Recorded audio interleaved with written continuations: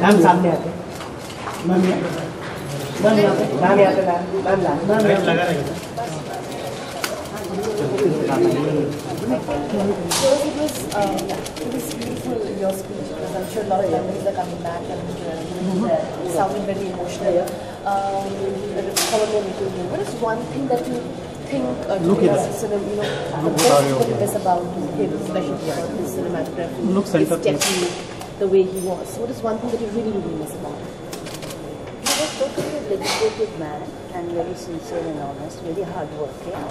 And as in those days we didn't have this technology, different kind of cameras and trolleys and grab trolleys, so on and so forth. Even in the trolley shot, in those days I remember there was no zoom lens. So the trolley movement used to be so smooth, like really the zoom is coming closer to the artist. So many things like crane shots, and he had one very favorite between him and Gurbeti. There was one trolley man who used to push the trolley. His name was Aziz. I remember he said, Aziz available nahi hai, to shooting ho, because he was so good. So they created so much magic in their work with minimum facilities, you see. And when I think of Kagaz Ke Phool, I feel first thing that comes into my mind, the hero of the movie is Murthy Saab. Of course, the director was there, everybody was there, the music and everything. But it hits you, you see. And the magic he created in black and white is something amazing. Ma'am, among his entire body of work, if you could recommend, say, the top 3 or the top 5 movies to the younger generation, to know what V.K. Murthy Saab was all about, which films would you choose? And why? I would say Kagaz Ke Phool, Sahar Bidi Aur Ghulam, and Pyasa. And why, ma'am? Because in Kagaz Ke Phool, the story had such a deep emotions and pathos that he created on the screen with his black and white photography. And in Sahar Bidi Aur Ghulam, those days, 100 years ago, those Havelis and palaces kind of thing. And there is one song where the zamindars are watching a dance sequence. And there is, in the olden days, they used to have those big fans, the pulling it, that kind of thing. And the light and shade, the way you photograph that is really beautiful, very beautiful. And Pyasa, of course, is very nice.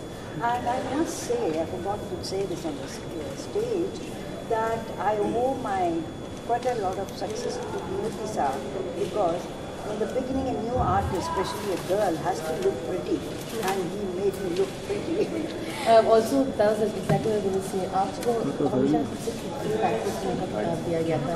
You won, this titles and stuff. Everybody said that you were one of the most elegant and beautiful actresses that we still have today. A lot of it also because at that time, cinematographers did not insist on actresses putting on a lot of makeup or something like that. They wanted to keep them natural. So did that also help? How did that work out? Did you also tell you that you have to put too much of makeup? Or being a very absolute newcomer, I didn't know much about makeup, how much to put, how much not to put. So the makeup man did my makeup and I used to put on the set. That's all. I don't know much about it. And he didn't say anything to me. Maybe he told the makeup man to be less or more, I don't know. Ma'am, you are undoubtedly an inspiration to many of the women out there, but your mother certainly would have inspired you a lot. So anything that you would like to tell about your mom?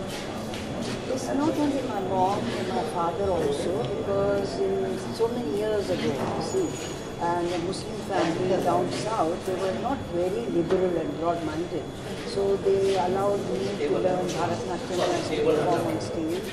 And also my mother when I entered movies, my father was not there anymore. And she was very scared and reluctant, but I said I wanted to do. And fortunately it so happened that the first producer of the movie I started in Chennai, he knew my father. And my father was a commissioner, so they had someone, do whatever happened. So he came and told my mother, no problem. The things are changed. It's like any other job. Thank you.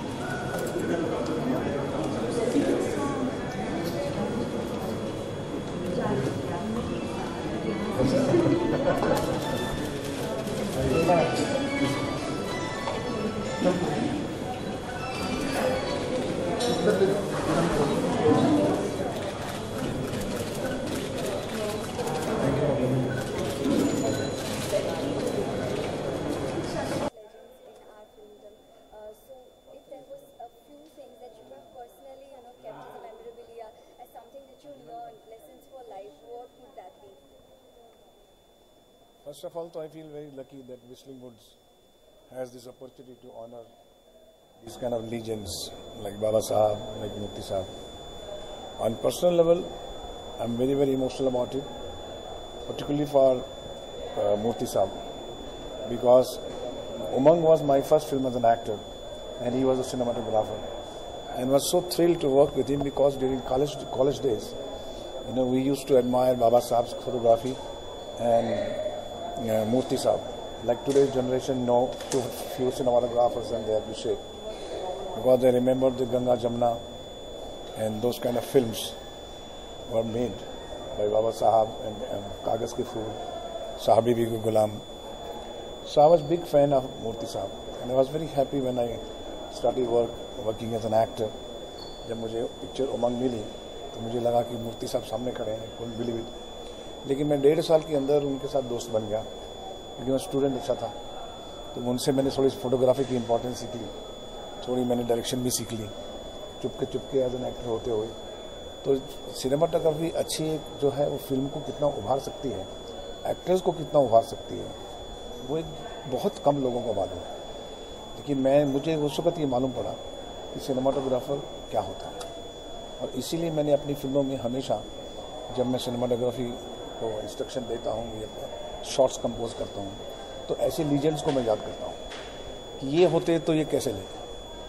तो इसीलिए वो जो classic dimension of cinematography जो cinema में थी आज भी है, लेकिन उस टाइम पे बहुत इम्पोर्टेंट था. एक सिनेमाटोग्राफी से मतलब पिक्चर मतलब कि पिक्चर मीन्स फोटोग्राफर प्ले, उसके लिए फोटोग्राफर बहुत इम्पोर्टेंट होता था. एंड मूर्ति साहब and Baba Saheb has been institution for all coming generation, हमारी जनरेशन, दूसरी जनरेशन, आने वाली जनरेशन. और मैं बहुत खुश हूँ कि आज उनके लिए ये ट्रिब्यूट जो है WIC ने रखा है और हम लोग इसमें शामिल हैं. So they have a huge and impressive body of work. So for someone to start analyzing their body of work is a big deal. So if someone you want to introduce these legends to someone and you would recommend a few movies, which movies would you tell them to begin with? You see, V. Baba Sahab ki the best movie, if I remember, is Ganga Jamna. Right. You see, in Ganga Jamna, you see the environment of the forest, whether it was an action sequence or the emotional sequence. You could see the great cinematography in it, which enhances the whole storytelling. Of course, there was Dilip Kumar Vajantiwal, but we could notice. That is why till today, Ganga Jamna is one of the best classic of Indian cinema. But Indian cinema में अगर उनका contribution नहीं होता तो कैसे best classic होती थी. फिल्में तो बहुत चलती हैं, लेकिन जो क्लासिक 40 साल तक 50 साल तक रहती हैं उनमें सारी चीज़ों का योगदान होता है, पर्टिकुलरली सिनेमाटोग्राफी का, डायरेक्टर का, राइटर का, एक्टर्स का। और मूर्ति साहब के मैं बारे में कहूँगा कि हम जब फिल्म इंस्टीट्यूट में पढ़ते हैं तो हमें सबसे पहली फिल्म जो दिखाते हैं नए स्टूडेंट को वो है कागज़ की फिल्म। कि ब्लैक एंड वाइट फिल्म के अंदर भी एक सीन जबकि आप देखते हुए आप कैमरामैन को नोटिस करें, वक्त ने किया क्या हंसी सितम, अगर आप गाना देखें तो आप एक्टर से ज़्यादा आप उसकी सिनेमाटोग्राफी को देखना शुरू करेंगे। मूर्ति साहब को याद करेंगे। साबी भी गुलाम इतनी खूबसूरत फिल्म है, लेकिन आप मूर्ति साहब को देख सकते हैं उसमें। You can see the distinctive difference between two photographers. That's how they become legend. Thank you sir. आज के सिनेमा कि technology has given you a lot. अब आपके पास इतनी चॉइस है जो इन लोगों के पास कभी नहीं थी, लेकिन ये अपनी इमेजिनेशन से और अपने आर्टिस्टिक टेम्परामेंट से सोचते थे। आज आपके पास अगर 100 ऑप्शन हैं, लेकिन आपका आना अंदर से ही चाहिए। You should know one thing that your soul must speak before technology. Technology को चूज करना ही आज एक आर्ट है। तो उसको अगर आप सोल से कनेक्ट कर सकते हैं, उस फोटोग्राफी को, उस सीन्स को, तो you are a great cinematographer. Otherwise तो आप सिर्फ छाप रहे हैं। Thank you. Wonderful sir.